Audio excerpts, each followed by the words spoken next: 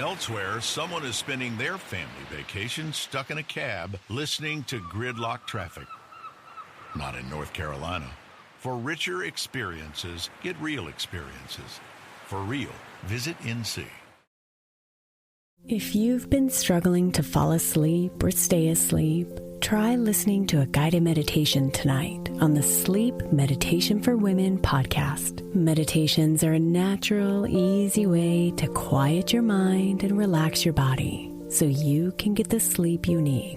Every night, Sleep Meditation for Women provides a new episode, from body relaxations to guided visualizations and even dedicated sleep sounds. Listen for free now by searching Sleep Meditation for Women on your favorite podcast player and begin sleeping better tonight. This is Optimal Relationships Daily, episode 1798. 5 Things to Teach Your Kids About Decluttering by Jon Schneck with NoSidebar.com. Hello, everybody, and welcome to ORD. I'm your host and narrator, Greg Audino, and this is the show on which each day I read to you from different blog posts that revolve around relationships and relationship building. Thursdays and Fridays are for parenting articles specifically, and we are going to stick to the schedule this week. We had a great parenting article shared in the Thursday show yesterday, and I think you're going to like today's too, courtesy of No Sidebar, which is the super helpful site that covers a lot more than parenting, also minimalism and many forms of intentional living. So sit back and relax as we jump into this article now and start optimizing your life. 5 Things to Teach Your Kids About Decluttering by Jon Schneck with NoSidebar.com. Decluttering isn't hard, but it is emotional. I'll admit that I have emotional connections to things I no longer use or need. With this in mind, it shouldn't be a surprise to see my kids having the same struggle. I have 3 small children. They each have a special attachment to their things, even the ones they don't use. These may include half-built Lego sets, incomplete board games, broken Happy Meal toys, or figures from shows they haven't watched in years. The reason I know this is because I often position certain toys in a particular manner and investigate to see if they've been moved. I usually do my detective work once a week, and my instincts almost always prove correct. However, when I ask them about these items, there is a sentimental story told in order to keep them in the house. I found myself getting frustrated with my kids' inability to depart with things I would consider unnecessary. It is then that I quickly remind myself I've been struggling with this same attachment for the better part of 30 years, and I immediately show them grace. In an attempt to get them on board, I implemented decluttering days, but found that my kids became overwhelmed or ended up rekindling flames with old toys that were once long forgotten. So, in lieu of decluttering marathons, I discovered a few practical ways to get our kids successfully minimizing, while not overwhelming them in the meantime. Number 1. Set a declutter schedule. When I do donation runs, I have my kids grab 3 toys each that they no longer play with to throw in a bin. Instead of having my kids spend long sessions going through their things, it's much easier and effective to have them get a few things to throw in.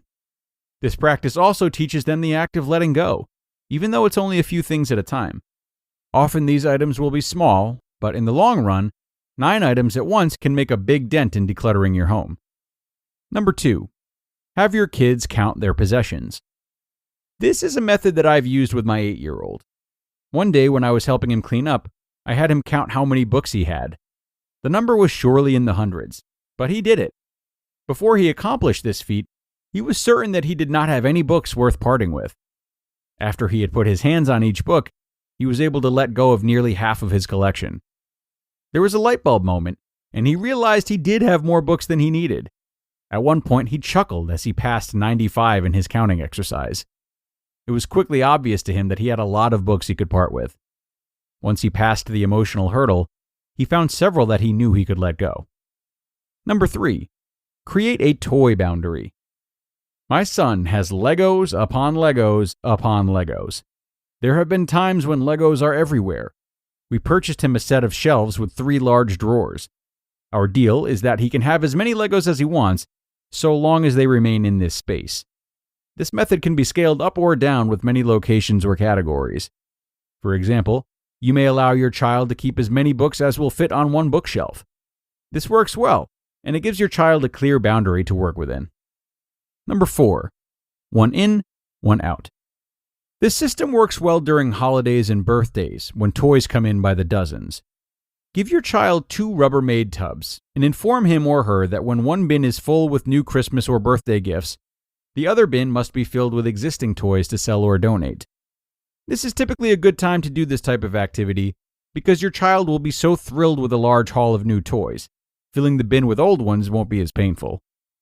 And number 5, trade in or up. There are used bookstores and secondhand toy stores that will provide store credit for books and toys that are traded in. The great thing about this activity is that there will not be a 1-to-1 exchange rate. For example, a used bookstore might take 5 old books in exchange for one that your child is interested in. Before long, this exchange system will have books and toys pared down to only the essentials. Remember, there is a teachable moment each time your child makes the decision to let something go. Encourage your kids that they are not defined by their possessions. Remind them that the less they own, the less that they are required to tidy. Most importantly, use these moments to create a lasting connection with your children and show them the joy that can be found in owning less.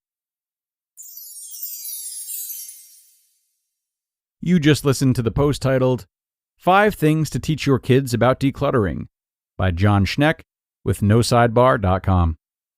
And thank you to Jon for this post, a great list for sure. And most importantly, full of ideas that children can really resonate with. You know, none of this is so complicated that it's likely to go over their heads, which goes a long way. Now, that being said, this list helps a lot with those practical exterior parts of minimizing. But as I was reading it, I was thinking about the feelings I had as a child, my internal world, and how it kept me from wanting to get rid of things. You know, in my case, I really had a lot of sympathy for inanimate objects. It felt like a betrayal of sorts to get rid of something, as if I would be hurting this object's feelings. And I still sort of have traces of that in me today. Luckily, I've got it under control, though. I have very little clutter in my house and am good about not buying or owning too much. But all this to say, whether you're helping your kids to minimize or trying to minimize for yourself and your own sake, pay attention not just to those exterior solutions, but also what's going on in the inside, your why. Investigate what's underneath and the attachment to certain items, and then change the belief systems if need be. Now, for adults or children who have a very hard time letting go, this could be necessary, as they may be keeping the items in place of human connection that they feel they're lacking, or some similar compulsion that requires a lot more work. So don't shy away from feelings, folks, I always say. But with that, it is time to get out of here for today.